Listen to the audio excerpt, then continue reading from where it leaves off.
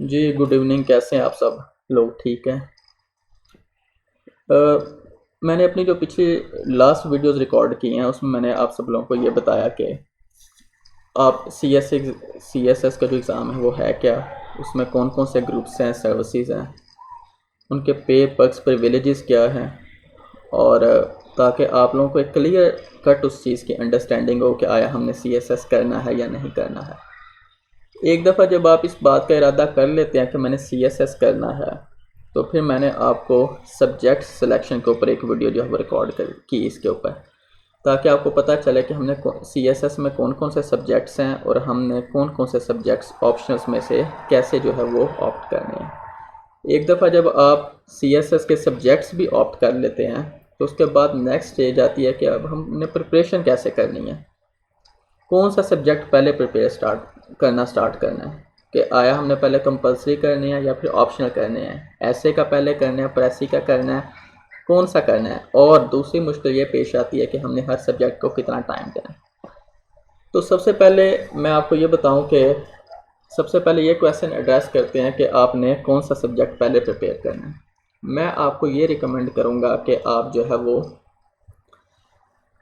अब ये इस पर डिपेंड करता है कि आप फुल टाइम प्रिपरेशन कर रहे हैं या पार्ट टाइम प्रिपरेशन कर रहे हैं। पार्ट टाइम से मुराद ये है कि अगर आप डेली के 4-5 आवर्स दे रहे हैं। फुल टाइम से मुराद ये है कि अगर आप डेली के 7 to 8 आवर्स या फिर 10 आवर्स या जितने भी आप दे रहे हैं, इससे ज़्यादा। अगर आप पार्ट टाइम दे रहे हैं तो सबसे पहले आप ऐसे से स्टार्ट करें। ऐसे से जब आप स्टार्ट करेंगे साथ ही आप प्रेसी स्टार्ट कर लें। ये मैं क्यों कह रहा हूँ ऐसे से स्टार्ट करें, उसकी रीज़न ये है कि जब आप ऐसे करेंगे तो आपको एक्चुअली पता चलेगा कि आपने पेपर में लिखना क्या है, किस किस्म का मटेरियल आपको चाहिए और किस हद तक चाहिए। क्योंकि सी एस एस में अनलिमिटेड नॉलेज है, कोई इसमें लिमिट नहीं है। जैसे जैसे जितना जितना आप पढ़ते जाते हैं वैसे वैसे आपके इल्म में इजाफा होता जाता है। आपको और ज़्यादा अपनी जो कमियां कोताहियां वो पता चलना शुरू हो जाते हैं कि अभी मेरा ये भी पढ़ने वाला रहता है, वो भी पढ़ने वाला रहता है, ये पढ़ने वाला बेहतर है, वो पढ़ने वाला बेहतर है, मैं ये भी पढ़ूंगा, ये पढ़ूंगी, मैं वो भी पढ़ूंगा, ये पढ़ूंगी। तो आपने स्टार्ट करना है सी एस एस में ऐसे से। और ऐसे को एक दफ़ा जो है ना एटलीस्ट मुकम्मल उसका स्ट्रक्चर समझ लें आप, और एक दो ऐसे लिख लें आप। उसकी रीज़न ये है कि जब आप एक दफ़ा एक दो ऐसे लिख लेंगे तो आप लोगों को पता चल जाएगा कि हमने बाकी जो पेपर्स अटैम्प्ट करने हैं उसमें हमें किस किस्म का मटेरियल चाहिए और हमने उसको जो है वो कैसे प्रिपेयर करना है।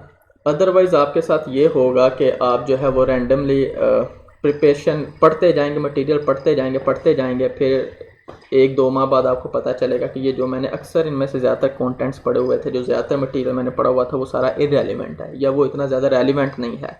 तो आप दोबारा से जो है ना वो फिर उसकी जो है वो सर्च वगैरह करेंगे मटेरियल के लिए, और दोबारा से जो है वो प्रिपरेशन उस सब्जेक्ट को दोबारा से रिकन्सिडर करेंगे। तो वैसे तो रिकॉन्सिड्रेशन और रीविजिटिंग आपने जो भी मटेरियल पढ़ा होता है वो आपकी एंड तक रहती है, पेपर तक। लेकिन अगर आप पहले ऐसे कर लेंगे ना तो फिर ये रीविजिटिंग, ये रीथिंकिंग जो है ना ये बहुत ज़्यादा कम हो जाती है।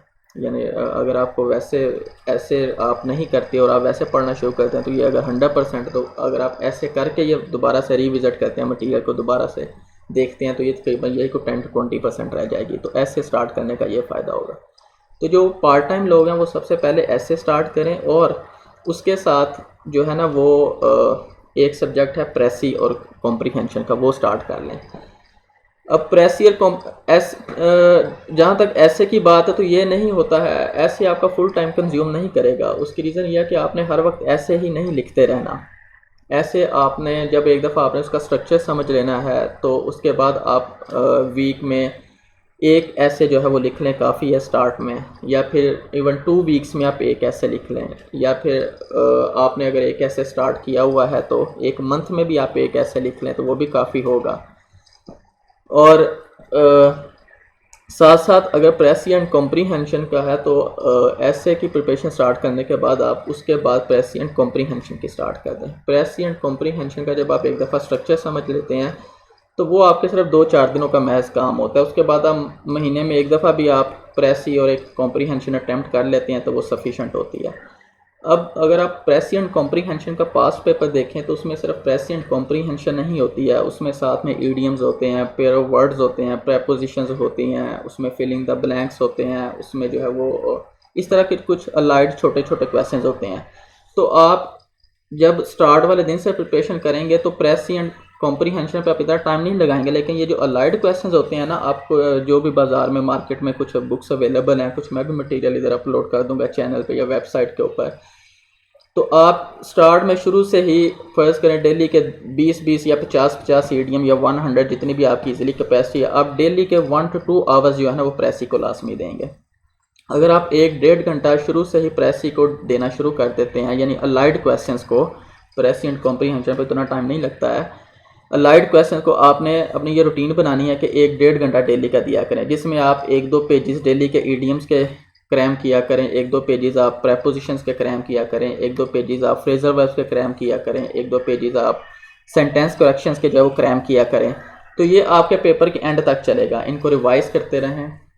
आपने ये जो अलाइड क्वेश्चंस हैं 1-1.5 घंटा डेली का इनको लाजमी देना है। ऐसे का स्ट्रक्चर समझ के महीने में या 15 दिन में एक ऐसे भी लिख लिया करें, वो सफिशेंट है। इसके बाद आपने प्रेसी का मैंने आपको बता दिया, प्रेसिएंट कॉम्प्रीहेंशन का, कि आपने शुरू वाले दिन से लेके पेपर के एंड वाले दिन तक ये इसकी यही रूटीन रखनी है कि महीने में बस या 15 दिनों में एक आधी प्रेसी और एक आधी कॉम्प्रीहेंशन को अटेम्प्ट कर लिया, बाकी जो अलाइड क्वेश्चंस है उसको आपने डेली का 1-1.5 घंटा जो है वो देना करना है क्रैम करने के लिए। और अगर इसके बाद भी आपके पास टाइम बचता है, ये तो हो गया एसे और प्रेसी का, ये इतना ज़्यादा आपका टाइम कंज्यूम नहीं करेगा, तो फिर डिपेंड करता है कि आपके पास कितना टाइम है। तो उसके बाद आप एक कंपलसरी और एक और ऑप्शनल सब्जेक्ट साथ में स्टार्ट कर लें। फर्स्ट किया आपने जो है वो आईआर या फिर पोल साइंस किया, तो उसके साथ आप आईआर और पोल साइंस को टाइम देना शुरू कर दें। अब ये डिपेंड करता है कि आप कितना ज़्यादा इंटरेस्ट ले रहे हैं। अगर आप एक ही सब्जेक्ट पढ़ के जो है वो बार बार बोर हो रहे हैं, तो आप 4 से 5 सब्जेक्ट भी स्टार्ट कर सकते हैं। ज़रूरी नहीं कि आप सिर्फ ऐसे प्रेसी या एक आधे आईआर को लेके चलें, आप आईआर के साथ इस्लामिक स्टडी स्टार्ट कर लें, और इसी तरह आप जो है वो साथ में जो है वो अगर आपने आईआर के साथ कोई और ऑप्शनल किया हुआ है, फ़र्ज़ करें यूएस हिस्ट्री है, तो आप यूएस हिस्ट्री को भी पढ़ना स्टार्ट कर दें। फिर यह है कि हर सब्जेक्ट को टाइम कितना देना है, यह भी चीज़ डिपेंड करती है आपके इंटरेस्ट के ऊपर कि कितने ज़्यादा आप फोकस्ड हैं, कितनी देर तक आपकी कंसंट्रेशन रहती है एक सब्जेक्ट के ऊपर। अगर आप फ़र्ज़ करें 2-3 घंटे पढ़ के एक सब्जेक्ट आप उतने ज़्यादा फोकस नहीं रहते, उतने ज़्यादा कंसंट्रेटेड नहीं रहते हैं, तो आपको चाहिए कि आप दूसरा कोई सब्जेक्ट साथ में स्टार्ट कर लें। तो अगर आप 3-4 घंटे जितना भी फुली फोकस्ड होकर, फुली कंसंट्रेटेड होकर आप एक सब्जेक्ट पढ़ सकते हैं, उसको टाइम दें। और दूसरा बेहतर ऑप्शन यही रहती है कि आप ज़्यादा मैक्सिमम एट अ टाइम 3 से 4 सब्जेक्ट स्टार्ट करें। प्रेसी तो आपका डेली बेसिस पे चलेगा ही। ऐसे तो आपका एक दफ़ा आपने जब उसका स्ट्रक्चर वगैरह कर लिया, आउटलाइंस आपको बनाना आ गई, पैराग्राफिंग आपको करना आ गई, वो तो फिर आपका टाइम बिल्कुल नहीं लेगा, क्योंकि आपने मंथ में या फिर 15 डेज़ में 1-2 ऐसे लिखने होते हैं।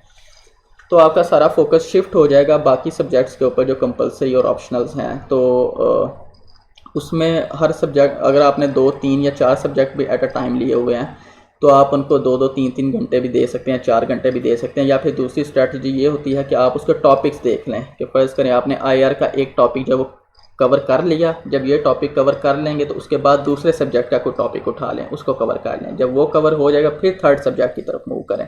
तो आप टॉपिक वाइज भी इसमें चल सकते हैं। और दूसरा ये है कि जब भी आपने कोई भी सब्जेक्ट आपने स्टार्ट करना है, तो सबसे पहले उसके पास्ट पेपर्स को जो है ना वो लाजमी कंसल्ट करें। आप पास्ट पेपर्स को कंसल्ट करें और कोशिश करें कि उसमें जितने भी क्वेश्चंस आए हुए हैं उनको एक दफ़ा रीड करें, और सिर्फ उसका ये देख लें कि कौन सा क्वेश्चन कौन से टॉपिक में आया हुआ है। फ़र्ज़ करें आपने सोशियोलॉजी ऑप्ट की हुई है, एक क्वेश्चन अगर आपने 2016 का पास्ट पेपर कंसल्ट किया है, तो उसमें आपने चेक किया है वो एक क्वेश्चन कल्चर में आया हुआ है। सेम 2017 में भी जो आपने पास्ट पेपर देखा, जो कल्चर वाले टॉपिक में से क्वेश्चन आया होगा उसको आपने नोट कर लेना है। फिर आपने उनको कैटेगराइज कर लेना है कि कौन से टॉपिक में से कितने ज़्यादा क्वेश्चंस आए हुए हैं। जो कई दफ़ा आपके लिए पॉसिबल होता है, कुछ सब्जेक्ट्स ऐसे होते हैं कि जिनमें आप जब कैटेगराइज कर लेते हैं क्वेश्चंस को, तो जिन टॉपिक्स में से क्वेश्चन ज़्यादा आए होते हैं, आप उन टॉपिक्स को पहले प्रिपेयर कर लेते हैं। कुछ सब्जेक्ट्स में ऐसा होता है कि टॉपिक्स इतने ज़्यादा इंटरलिंक्ड होते हैं कि आप उनको जो है ना वो प्रिपेयर नहीं कर सकते। फॉर एग्जांपल सोशियोलॉजी का जो सब्जेक्ट है, इसमें आप अगर कल्चर है तो वो बिल्कुल सेपरेट है, सोसाइटी है तो वो टॉपिक बिल्कुल सेपरेट है। इसी तरह कुछ और टॉपिक्स, उसकी थीरीज़ वगैरह जो हैं वो बिल्कुल एक सेपरेट टॉपिक है, तो आप इन टॉपिक को सेपरेट भी उठा सकते हैं। सेम यही केस जो है अप्रॉक्सीमेटली जो है वो पाक अफेयर्स के साथ है, करंट अफेयर्स के साथ है, या फिर इस्लामिक स्टडीज़ में आप टॉपिक्स को जो है वो इंडिविजुअली भी सिलेक्ट कर सकते हैं। आप पास पेपर्स को कंसल्ट करें, उनको कैटेगराइज करें क्वेश्चंस को, जिन टॉपिक्स में से क्वेश्चन ज़्यादा आए हुए हैं उन टॉपिक्स को आप पहले प्रिपेयर कर लें इस्लामिक स्टडीज़ में। ये होता है स्मार्ट स्टडी करना, यानी टाइम मैनेजमेंट आपकी, क्योंकि इतना ज़्यादा मटेरियल पढ़ने के लिए होता है, तो एटलीस्ट इस अप्रोच से ये होगा कि जिन टॉपिक्स में से ज़्यादा क्वेश्चंस आते हैं वो टॉपिक आप सबसे पहले कर लेंगे। ये नहीं कि बाकी टॉपिक आपने छोड़ देने हैं, लेकिन जिनमें से टॉपिक्स में से कम आते हैं वो फिर आहिस्ता आहिस्ता आप वो भी कवर कर लेते हैं, लेकिन ज़्यादा प्रायोरिटी, ज़्यादा इंपॉर्टेंस आप उन टॉपिक्स को देते हैं जिसमें से ज़्यादा क्वेश्चंस आते हैं।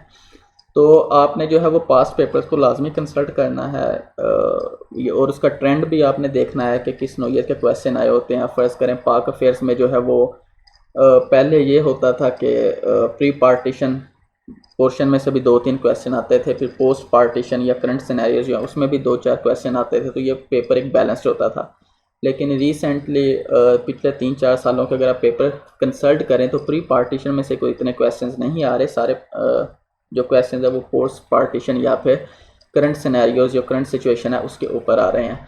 तो ये नहीं कि आपने प्री पार्टीशन छोड़ देना है, प्री पार्टीशन का भी आपने टॉपिक करना है, लेकिन सबसे पहले आपने प्रायोरिटी उन टॉपिक्स को देनी है, उन एरियाज़ को देनी है जिसमें से टॉपिक्स जिसमें से क्वेश्चंस इस वक्त आ रहे हैं। बुरे टाइम का पता तो न चलता कौन से टॉपिक में से किस क्वेश्चन में कौन सा क्वेश्चन किस टॉपिक में से आ जाए। तो आपने इस तरह प्रिपरेशन स्टार्ट करनी है। फिर ये है कि जब आप इसमें, मैं एक और चीज़ आपको बताता चलूँ कि खाली आप रीडिंग के ऊपर ना जोर दें कि आप बस एक सब्जेक्ट को कवर करते जाएं, पढ़ते जाएं, लेकिन आपकी रिटर्न प्रैक्टिस ना हो। आप जितना मर्ज़ी पढ़ लें, जब तक आपकी रिटर्न प्रैक्टिस नहीं होगी तब तक आप जो है ना वो एग्ज़ाम क्लियर नहीं कर सकेंगे।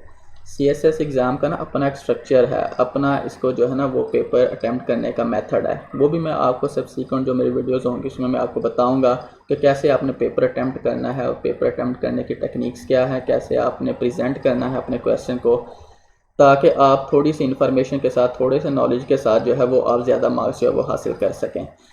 और एक और बात मैं आपको इसमें ये बताता चलूँ कि जब आप प्रिपरेशन कर रहे होते हैं तो फ़र्ज़ करें, मैंने आपको कहा अगर आप टॉपिक वाइज भी इवन चलते हैं क्वेश्चन को कैटेगराइज करके, तो आप कोई भी एक टॉपिक पकड़ लेते हैं, उस टॉपिक को क्लियर करने के बाद पास्ट पेपर्स को कंसल्ट करें और उसमें देखें क्या इससे रिलेटेड जितने भी क्वेश्चंस आए हैं उनको आप अटैम्प्ट कर सकते हैं। एक टॉपिक कवर करने के बाद उसका 1-2 क्वेश्चन लाजमी अटैम्प्ट करें। जब वो अटैम्प्ट करके उन क्वेश्चन को एवेल्यूएट करवाएं।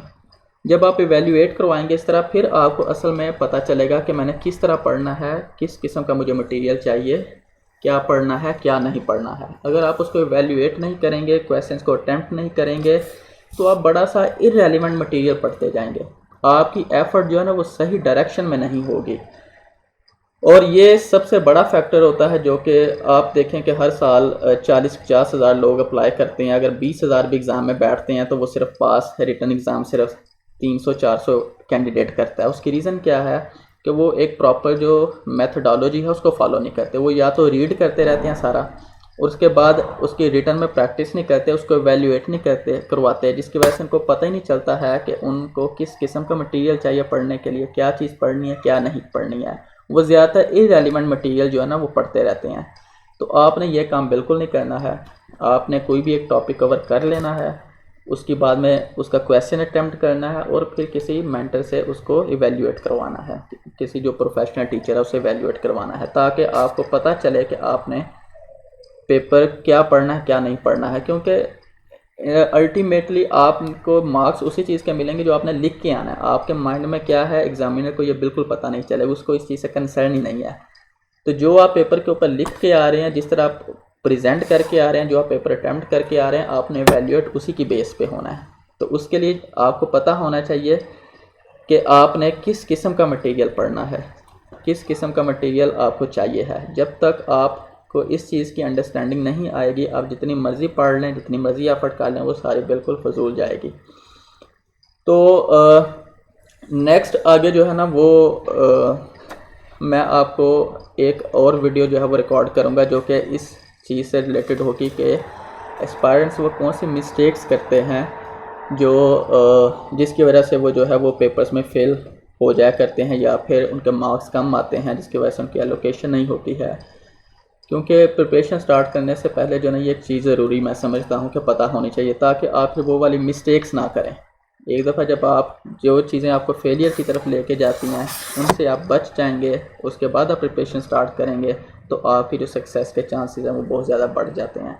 तो नेक्स्ट वीडियो जो है वो हमारी ये होगी कि वाई एस्पायरेंट्स फेल इन CSS एग्ज़ाम, और उसके बाद फिर प्रॉपर हम जो है ना वो कंपल्सरी और ऐसे के ऊपर वीडियोज़ रिकॉर्ड करेंगे उसको के प्रॉपर लेक्चर स्टार्ट कर देंगे पढ़ाने के लिए। तो इंशाल्लाह नेक्स्ट वीडियो में दोबारा मिलते हैं। Thank you very much.